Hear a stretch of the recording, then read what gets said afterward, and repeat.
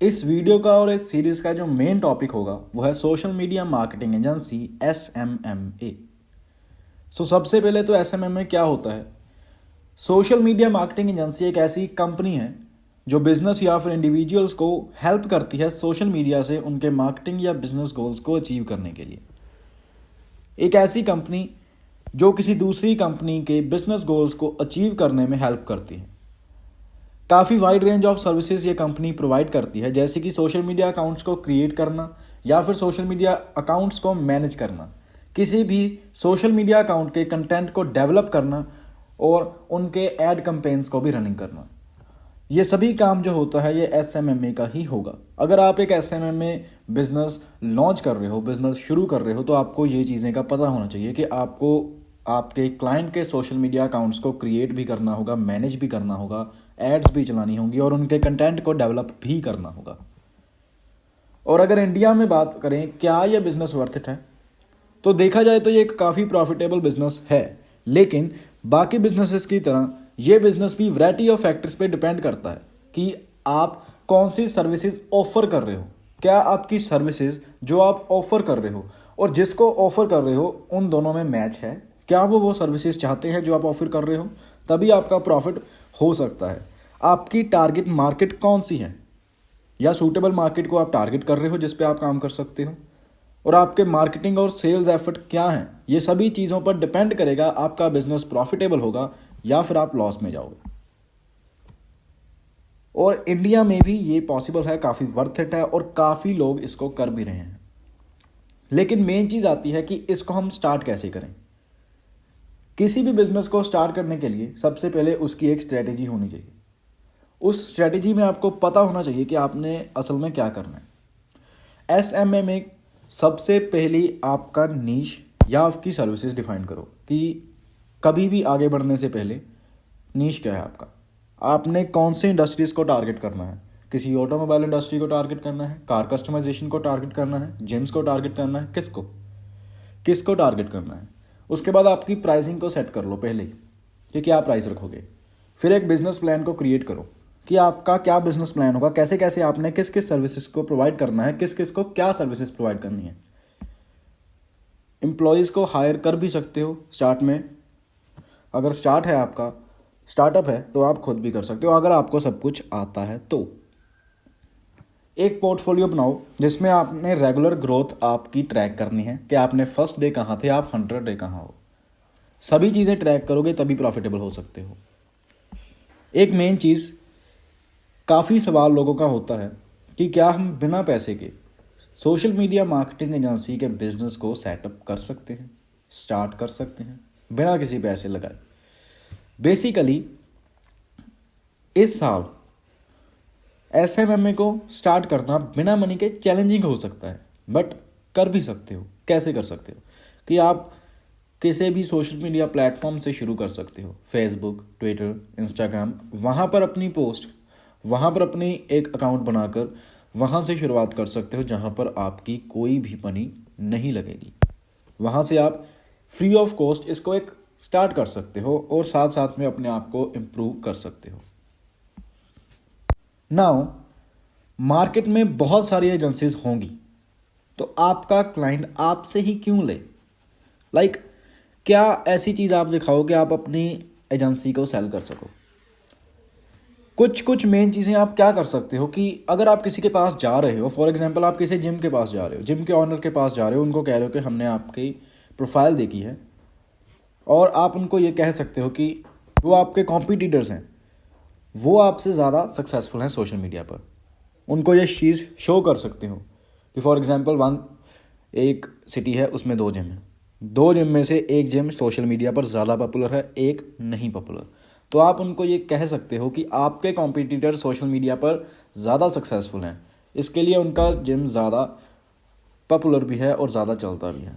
ये चीज़ शो कर आप अपनी SMMA को उनको सेल कर सकते हो एक नई स्कीम बताकर कि कैसे आप उनको उनके कॉम्पिटिटर से भी ज़्यादा सक्सेसफुल कर सकते हो सोशल मीडिया पर। आप उनको ये दिखाओ कि आप उनकी हेल्प कैसे कर सकते हो। जहाँ पर उनको खुद का फ़ायदा लगेगा वो वही एजेंसी चूज़ करेंगे। उसको पोटेंशियल दिखाओ कि कितना सोशल मीडिया कंटेंट वायरल हो सकता है, कितने चांसेस हैं वायरल होने के और आपके जिम के ऊपर जाने के। उनको ये दिखाओ कि सोशल मीडिया कितना कॉस्ट इफेक्टिव है, कि अगर आपने इतने पैसे लगाए हैं सोशल मीडिया की एड्स पर तो आप उससे ज़्यादा कमा सकते हो। उनको ये दिखाओ कि कैसे कमा सकते हो, कैसे कॉस्ट इफेक्टिव्स हैं, आखिर कैसे आपकी जो सोशल मीडिया है वो आप ज़्यादा अच्छे तरह से सोशल मीडिया पर आकर अपने जिम को प्रमोट कर सकते हो। इन चीज़ों को बताओ। किसी भी क्लाइंट के पास जाओगे तो सबसे पहले ये जानना ज़रूरी है कि आप उनको कैसे बताएं कि आपकी सर्विसेज से उनको फ़ायदा कैसे हो, तभी वो आपकी सर्विसेज लेंगे, नहीं तो बिल्कुल नहीं लेंगे वो। कोई भी बिज़नेस आप क्रिएट कर रहे हो, कोई भी बिज़नेस आप स्टार्ट कर रहे हो, उसमें आपको सबसे ज़रूरी क्या होगा? कस्टमर्स। क्योंकि एक बिज़नेस का मेन मोटिव प्रॉफिट होता है। प्रॉफिट कब आता है? जब आप किसी चीज़ को सेल करते हो। सेल किसको करते हो? कस्टमर्स को, क्लाइंट्स को। उसी तरह इस एसएमएमए की बिजनेस में भी आपको क्लाइंट्स चाहिए। अगर आपने प्रॉफिटेबल होना है, अगर आपने लॉन्ग टर्म इस बिजनेस को लेके जाना है तो आपको क्लाइंट्स चाहिए। तो क्लाइंट्स कहाँ से आएंगे? बेसिकली मेरे हिसाब से जो मुझे सबसे बेस्ट लगते हैं वो ये 3 तरीके होते हैं क्लाइंट्स लाने के। क्या 3 तरीके? सबसे पहले आप कोल्ड ईमेल आउटरीच से क्लाइंट्स ला सकते हो, सोशल मीडिया से क्लाइंट्स ला सकते हो, बिजनेस पार्टनरशिप से क्लाइंट ला सकते हो। इन तीनों के ऊपर हम स्टेप बाय स्टेप स्टडी करेंगे। काफ़ी ज़्यादा स्टेप्स इसमें होंगे भी और हर एक स्टेप को बहुत अच्छे से रीड करना होगा, उसको समझना होगा, तभी आप क्लाइंट्स लाने में सक्सेस पा सकते हो।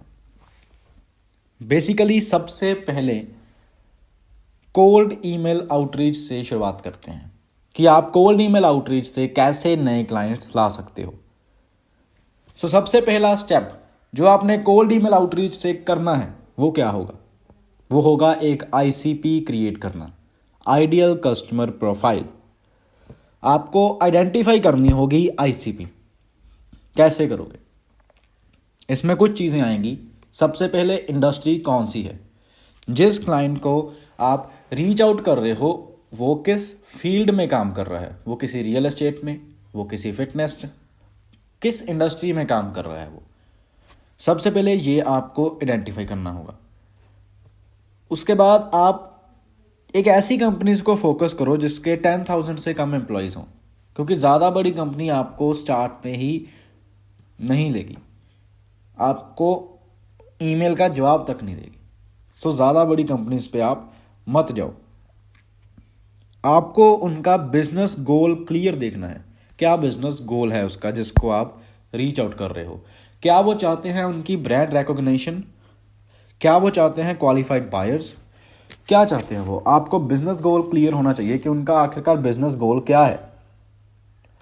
आपको उस कंपनी की जिसको आप रीच आउट कर रहे हो, जो आपका क्लाइंट है, उसके नीड्स और उसके पेन पॉइंट्स दोनों को फाइंड आउट करना होगा। नीड्स क्या होंगे?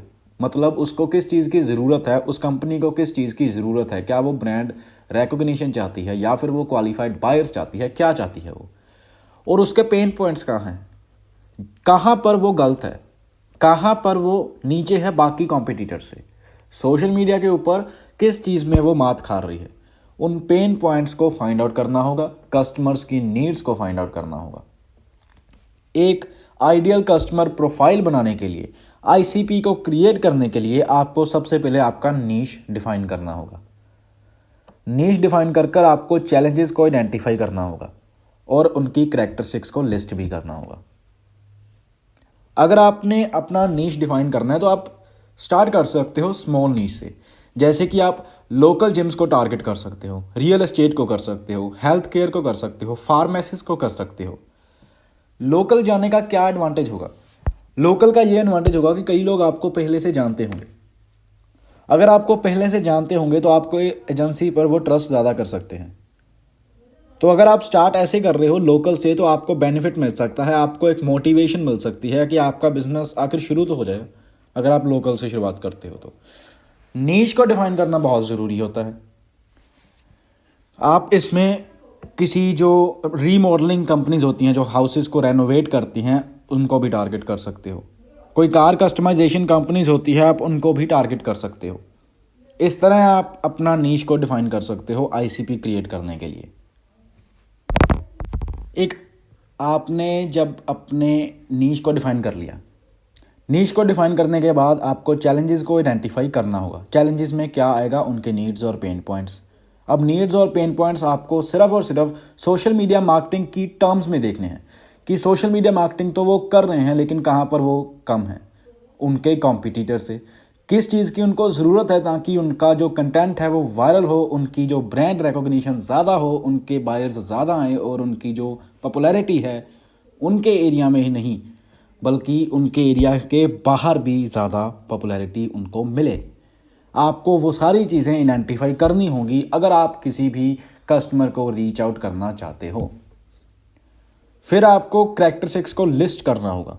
आपको उनके साइज़ के बारे में सोचना होगा, लोकेशन के बारे में, एनुअल रेवेन्यू के बारे में, और फर्दर भी जो चीज़ें होंगी उनको डिफ़ाइन करना होगा। हर एक एट्रीब्यूट को डिफ़ाइन करना होगा, तभी आप एक क्लियर आईसीपी बना पाओगे।